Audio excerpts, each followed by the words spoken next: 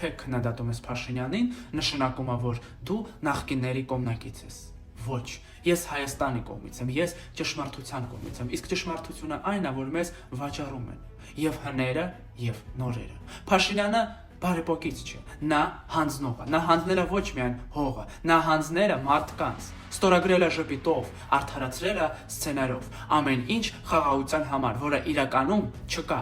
Բայց եկեք ազնիվ լինենք, մինչև Փաշինյանի եղածները ոչ մի բանով լավ չեն։